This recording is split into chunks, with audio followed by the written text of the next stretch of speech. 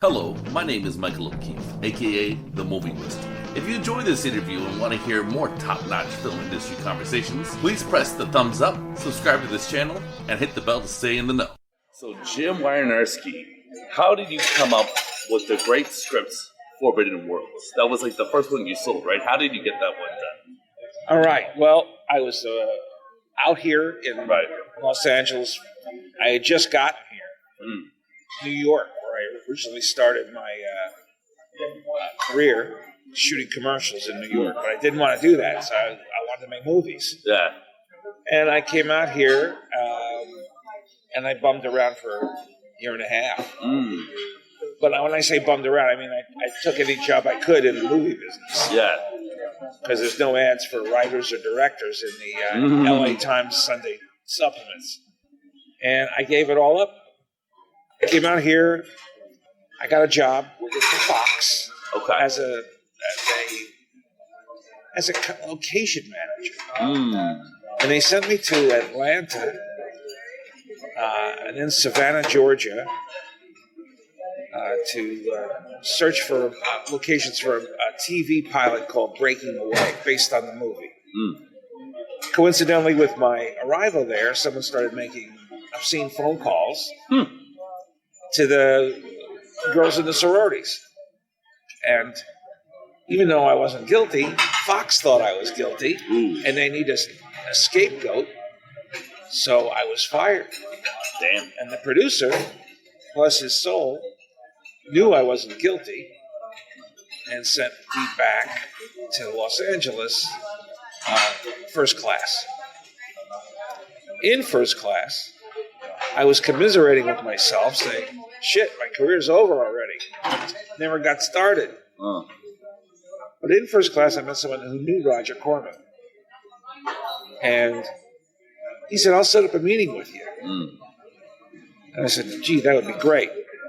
And the following week, he was good to his word, and he set up a meeting with Roger Corman. I went in, and Roger hired me on the spot to be his advertising manager. So I thought, okay, good, I got an in. Yeah. And, I'll have his ear every day, which is tough to get when you're a busy executive and, kind of an icon. He's a legend. He's Roger Corman. Right. Yeah. Anyway, they were shooting a movie called Galaxy of Terror. Yeah. And I went down, I looked at all the sets, and I said, I can come up with a script to shoot on these sets.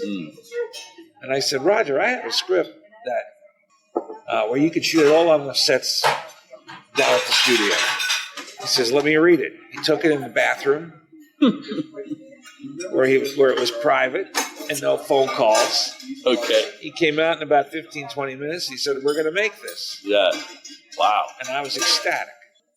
I think so. I mean, I'm glad you like it. I'm a big fan. I'm glad you like it. It is not exactly the script that we wrote. It got cut down a lot, right? It got cut down a lot, and it got also added to. And some of the premises, had been changed. Oh, okay. And of course, I was angry about that. Right. But, when I saw the film, I said, this is an enjoyable exploitation movie. I think so. The girls are really hot. The girls are really hot. Yeah. I knew both of them. I worked with both of them on the set. And Dawn went back to Texas after a couple of years. Yeah, she's in Texas now. Did you ever talk to her? That was just kind of that? This is 30 years ago. Right. And sometimes I wonder, what's Laurie Sutton and Don Dunlap? These girls I've seen, a couple of 80s skin movies, and then you never hear them. They go back and they get married and they get older. Right. So, anyway, both of them were very attractive at the time. That's about it. I had a good time making it. Didn't you put out the soundtrack? You were part of that too? Yeah. Susan Justin, who was married to the director, Alan Holzman, wrote a really fun score for that movie. Oh, yeah. And I was instrumental in getting an album at the time. I think I don't think it's ever come out on CD, but I think it's come out on another album, most recently, with the most horrible cover I've ever seen. So, was that period, the 80s, like working for Roger Corman, do you view that as like the cream of the crop for your career? Or is that you? No. No? Okay.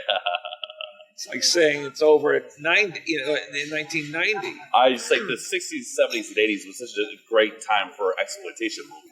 And to be a part of that, I'm not saying that, that it's, it's all over or anything, but like, was that a special time in your life? Maybe not the climax, but yeah. I move on every day. Okay. And it's always good to look forward, not back. That's smart. And, things change in the business all the time. And if you don't adapt to them, it's over. It's over. You just say goodbye. Mm-hmm. I totaled it up, I don't know, about 3 or 4 months ago, and I think I have 167 things that I'm associated with. That's pretty cool. And a few that they missed. Huh. So, and I'm still working. I'm planning a reboot of Vampirella right now. And I'll be starting to shoot that in next month. Incredible. All right. So of that period, though, without being too reminiscent from the 80s, like Return of the Swamp Thing or Chopping Mall, well, which one do you think has kind of stood the test of time? Which one's your favorite of that? Like the early. My favorite is always the next one. Oh, okay.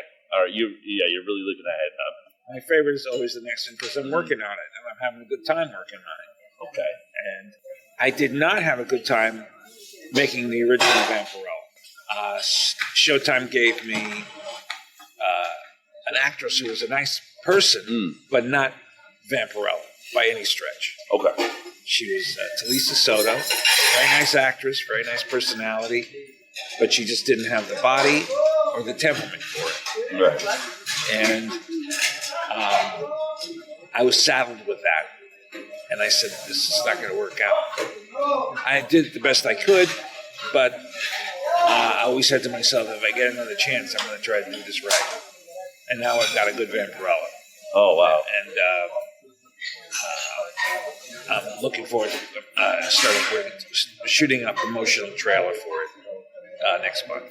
Fantastic. All right, so what was your relationship like with Andy Sidaris? Andy and I we were pals. I don't know. We came from different places. Right. He was a Southern boy, and you're East Coast. Yeah. But I used to go up to his house in Malibu, right? No. Oh, okay, sorry. He lived in the Hollywood Hills. Okay. About 2 doors down from Angie Dickinson. Oh, what? That's incredible. I knew that because I had worked with Angie and I'd gone to her house many times. All right.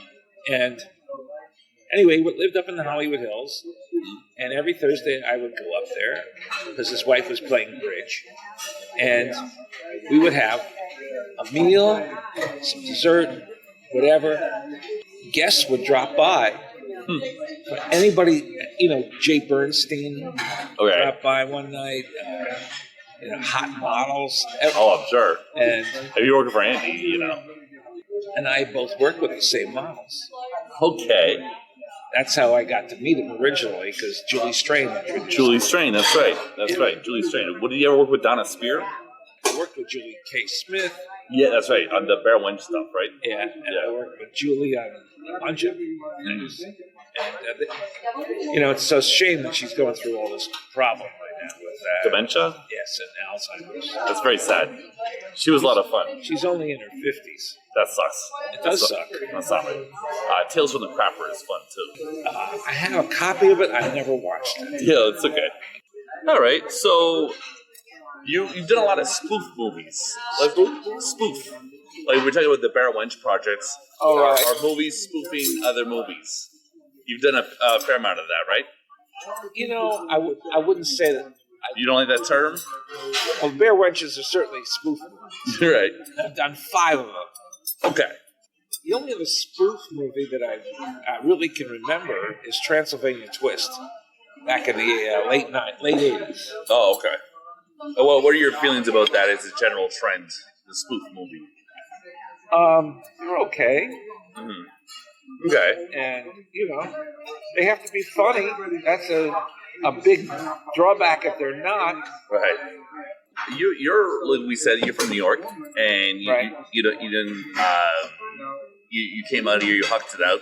How? What's your advice to someone who's not from this area but wants to make it in LA?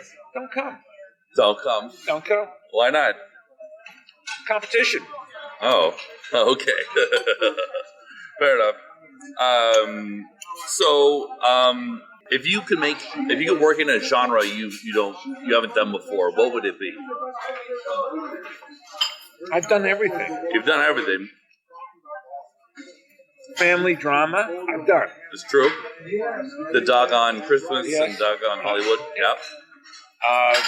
Horror, sci-fi. And again. Again and again. Yep. Western, I've done a couple. What are your westerns? Hard to Die. No, Hard Bounty. Okay. And I would say Big Bad Mama 2 has a lot of, since it's set in the 30s, I kind of made it like a Western. And was that girl, there was a girl in Big Bad Mama 2, if I'm not mistaken. Was it the girl from Switchblade Sisters? No. Ah, damn it. They kind of look alike. Or maybe I'm getting confused with another one. But, Bobby Lee. But that was Angie Dickinson, right? Big Bad Mama? Uh-huh. Fantastic movies. Lots of fun. And there were 2, right? Or there wasn't 3, right? No, there was 2. There were 2. Okay. I did the second one. 15 years after the first. Right. How would you describe the average person who works in the film industry here in LA? They're all kooks. Okay. And only the strong survive. That I can tell you. Right. Are some of them like wonderful people though? Do you love these people? Do they drive you nuts? Or is it a bit of both? There are good plumbers and shitty plumbers. No different. Right. There's nice waitresses and bad waitresses. We are here in a Denny's in the Valley. Yep. And we have a good waitress today. We have a very good waitress. This is a very good deal. $4 for all this. Oh my God. And so it's the same in the movie industry. Right. There's some pricks. You can't avoid them no matter where you go. Right. There's some good people. Oh. All right.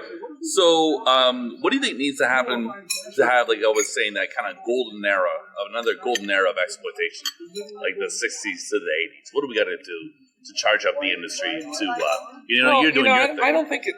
I think you're selling it short because I think streaming has made it. We're taking us back to the 80s again. Oh, okay. Everybody needs it. And so I don't think it's changed. I think the mode of delivery has changed, but not the need for those type of movies. Right. What do you have coming up in 2019 that people can check out soon? Well, as I said before, I'm rebooting Vampirella. Right. And that's going to be a fun one. Probably going to do another dog movie because they're successful. It's just like I said. Hold on. Yeah. It's just like I said. Things change all the time, and right now, if you go, there's no more video stores. No, they're gone.